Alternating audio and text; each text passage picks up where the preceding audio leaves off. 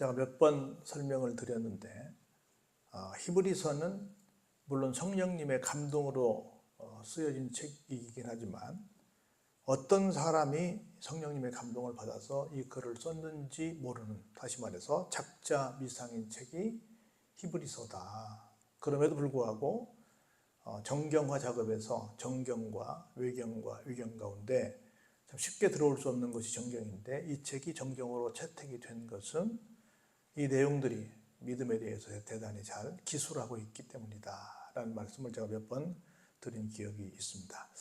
그 믿음에 대한 이야기 가운데 아마 절정이라고 한다면 우리 잘 아는 바처럼 히브리서 11장이 아닐까 하는 생각이 듭니다.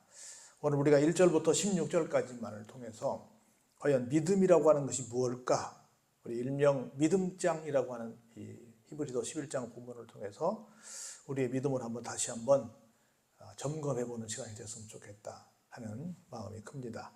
첫 번째로 1절에 이렇게 시작합니다. 믿음이라고 하는 것은 바라는 것들의 실상이다. 두 가지가 나오죠. 바라는 것들은 실상이에요? 실상이 없어요? 실상이 없지요. 아직은 그냥 바라기만 하는 거예요. 바라는 것. 그런데 그 바라는 것들이 바라기만 했는데 뭐가 됐다는 거예요?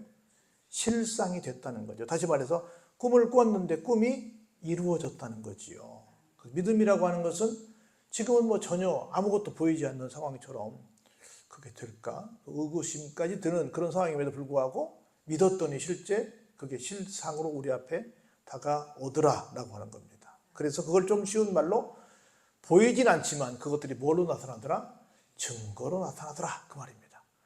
증거는 보이는 거잖아요. 근데 보이지 않는 것들이 언젠가 증거로 나타나서 야, 꿈만 꿨는데 꿈이 현실로 왔네?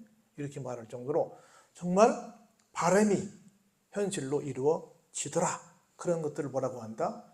믿음이라고 한다. 이렇게 설명을 하고 있습니다. 그런데 이렇게만 얘기하면 뭔 소리야? 이렇게 말할 텐데 2절에서 아까 여러분들 봉독하셨는데 선진들이, 우리보다 먼저 앞서 믿음의 선배들이 이로써 어떻게 했다? 증거를 얻었다. 이미 이것이 1절의 말씀이 많은 믿음의 선배들을 통해서 우리에게 증거되고 있다, 나타났다, 실제 이루어졌다라고 하는 것을 우리에게 말씀해 주고 있는 겁니다. 그러면서 실제적으로 어떤 사람들에 의해서 그 믿음의 역사가 우리에게 소개되었느냐라고 하는 실증들을 인물들과 더불어서 우리에게 알려주고 있는 말씀이 3절 이하의 말씀이 되고 있다 그 말입니다. 첫 번째로 볼까요? 믿음으로 모든 세계가 하나님의 말씀으로 지어진 줄 우리가 어떻게 해요? 알고 있다. 이미 성경의 많은 증거들을 통해서 모든 하나님의 역사가 무엇으로 이루어졌다? 말씀으로 이루어졌다는 겁니다. 그래서 보이는 것은 나타난 것으로 말미암아 된 것이 아니다. 나타난 것 중에서 뭔가 이것이야 라고 한 게 아니라 실제 우리가 봤던 많은 기적들은 이전에는 없었다. 그래서 주님이 하신 일들을 보고 많은 사람들이 볼 때 우리가 이 이스라엘 사는 동안 이런 일을 본 적이 없다. 우리 말대로 듣도 보도 못했다. 이런 일들이 성경 속에 굉장히 많이 일어난 겁니다. 심지어 우리가 잘 아는 것처럼 만나라고 하는 것도 이것이 무엇이냐. 이 말은 무슨 말이에요? 이전에 알았다 몰랐다?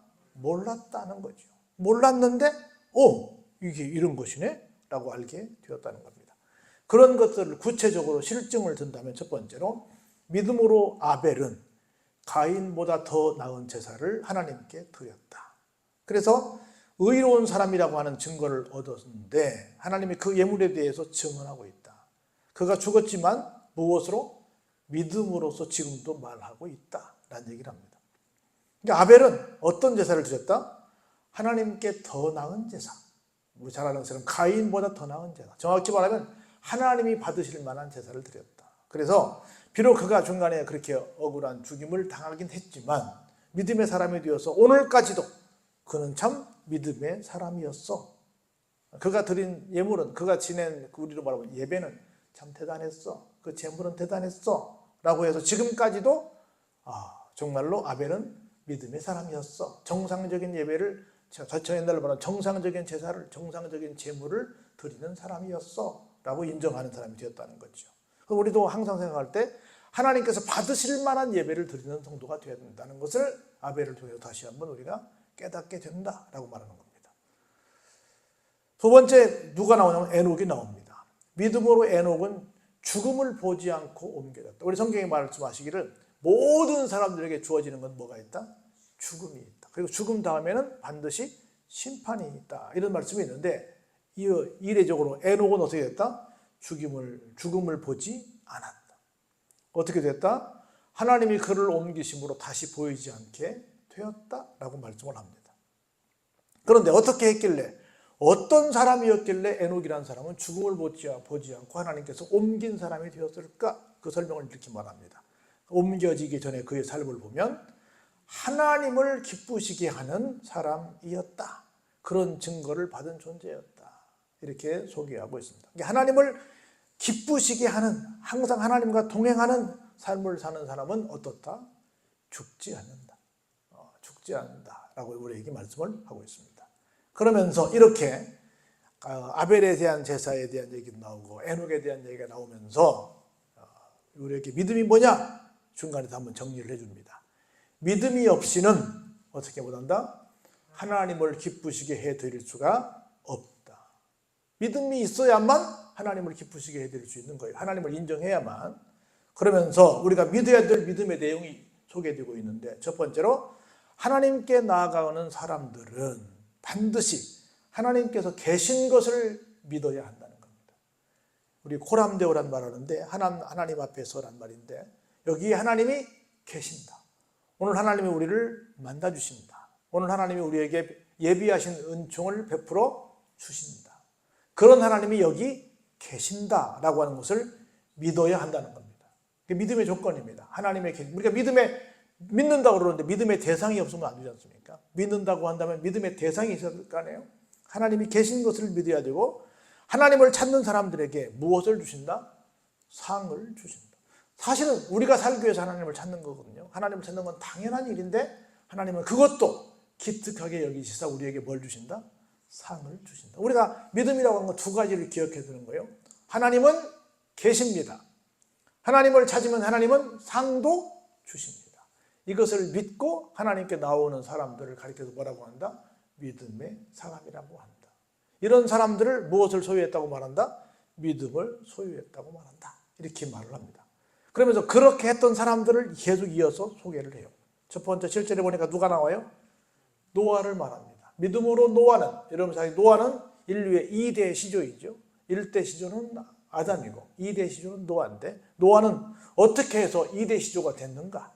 어떻게 해서 믿음의 사람이 되었는가? 어떻게 해서 상을 받는 사람이 되었는가를 소개합니다. 어떻게 해요? 아직 보이지 않는 일에 경고하심을 받아. 어떤 경고를 받았죠? 앞으로 언젠가 이 땅을 물로 심판하게 될 거야. 하나님의 심판하심을 뭐 했어요? 경고하셨죠. 그런데 그 당시에 물로 심판, 무슨 말이야? 사막지대에서 무슨 홍수가 난다는 게 무슨 말이야? 그런 개념조차도 없었단 말이죠. 한 번도 그런 경험이 없음에도 불구하고 어떻게 했어요? 하나님을 경외했어요. 하나님의 말씀이니까 하나님의 말씀은 이루어 주실 거야 하고 믿는 거. 하나님을 그냥 하나님의 말씀을 액면 그대로 믿는 것이 뭐예요? 하나님을 경외하는 거예요. 사람이 말하는데 내 말을 귓등으로도 안 듣는데 그 사람을 경외한다고 그 말이 되겠어요? 말이 안 되죠. 누군가를 존경한다, 누군가를 인정한다는 건 뭐예요? 그 사람이 하는 말을 그대로 받아들인다. 말 같지도 않은 말 같은데 그래도 내가 존경하는 사람이니까 그럼요 하고 믿는 거죠. 경외하는 거예요. 그래서 하나님을 믿음으로, 인정함으로, 그걸 토탈해서 뭐라고 말한다? 경외함으로 뭘 했어요? 방주를 준비했습니다. 물이 얼마 동안이나? 100년이 넘게 했어요. 120년 동안이나.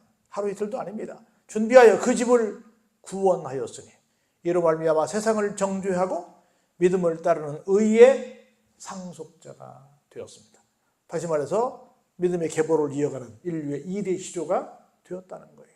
무엇함으로 말미암아? 하나님을 경외함으로.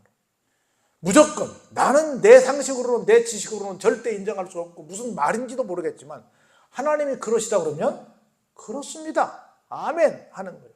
이걸 뭐라고 한다? 이걸 하나님을 경외한다. 이걸 하나님을 경외하는 것을 가진 기본이 뭐라고요? 믿음이라고요. 믿음이라고.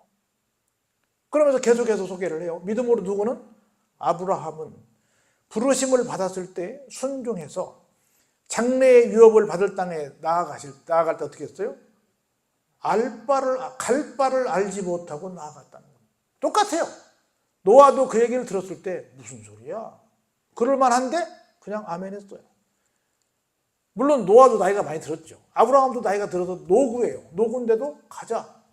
어디로요? 글쎄 넌 잘 모르고 따라와. 그냥 가자. 예 하고 가는 겁니다. 우리는 뭐라고 말하면 먼 토를 그렇게 많이 달아요. 토를 많이 달면 믿음이 있다 없다? 없다. 그냥 해라. 예. 그냥 아멘 하면 되는데 예, 아멘이 없는 거예요. 교인들 속에 예, 아멘이 없으면 문제가 됩니다. 교인이라고 그러면 뭐 하는 사람이 뭐 하는 사람이에요? 예, 알겠습니다. 아멘. 그래야죠. 생각해보고요. 뭘 생각해요? 아브라함도 노아도 생각해보고 보고요가 없습니다. 심지어 독자 이삭을 바치라고 할 때도 생각해보고요 그랬어요? 아니요. 예, 아멘. 말이 돼야 안 돼요? 말이 안 돼요. 그냥 말이 안 돼도 예, 아멘. 내가 평생 가까운 사람과 싸우는 게 그거예요. 왜 당신은 예를 안 합니까? 나는 항상 예밖에 안 하는데 왜 예를 안 할까? 기본적으로 뭐가 없어요? 믿음이 없죠. 믿음이 없으니까 예를 안 하죠. 예하면 편합니다. 그러니까 믿음으로 그가 이방의 땅에 있는 것 같이 약속의 땅에 거류하여 동일한 약속을 위협으로 함께 받은 이삭 및 야곱과 더불어 장막에 거하였으니 그렇게 된 것은 대를 이어서 그렇게 기가 막힌 유업을 받은 사람이 된 것은 뭐다? 이는 그가 하나님이 계획하시고 지으실 터가 있는 성을 바랐기 때문이다. 끊임없이 그냥 하나님이 말씀하신 건 그냥 바라고 있는 거예요. 우리가 뭐 그런 복음성가 바라고 원하고 뭐 기도 이런 노래 하는데 그냥 바란 거예요. 누가 말씀하셨으니까? 하나님이 말씀하셨으니까. 그냥 바란 거예요. 여러분 생각해 보세요. 사실은 제가 아브라함이라고 한다면 굉장히 불안했을 거예요.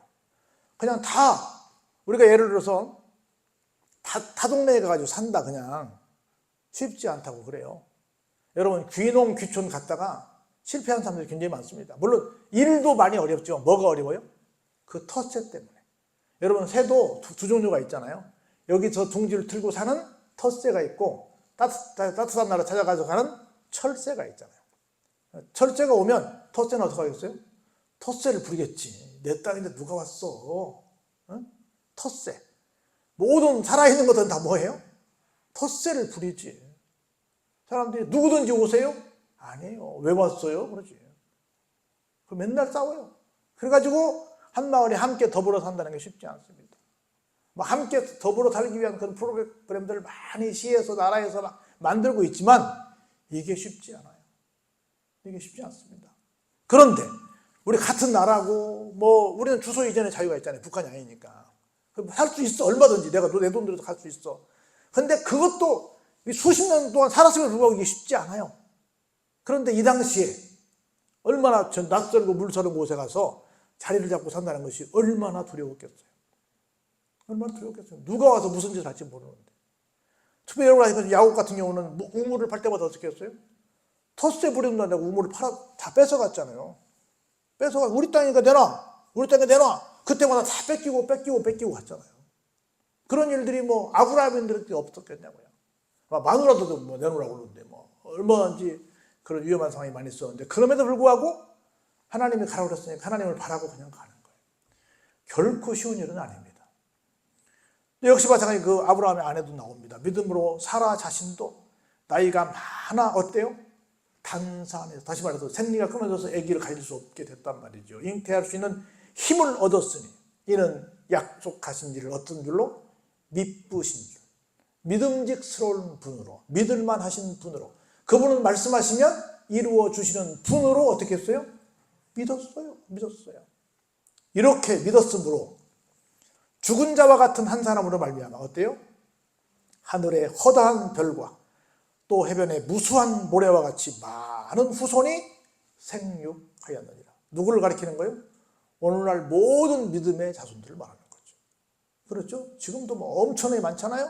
그게 다 아브라함과 사라의 그 믿음 때문에 그렇게 된 것이라는 거죠. 그러면서 13절에 그렇게 다시 한번 정리를 내주는 거예요. 이 사람들은 어떻게 해요?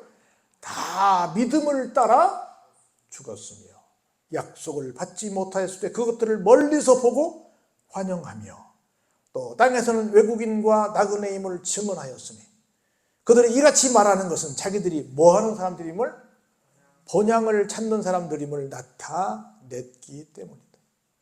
물론 이 땅에서 하나님께서 모든 것들을 책임져 주시기 때문에 하나님 믿고 가긴 가지만 종래에는 이 땅이 다가 아니라 하나님이 원하시는 그 땅, 영원한 나라, 천국이 있다는 것을 믿고 갔기 때문에 이 땅에서 뭐 설령 어떻게 된다 하더라도 난 하나님의 말씀이면 간다 라고 하고 하나님을 따라서 달렸다는 말씀을 하고 있는 겁니다.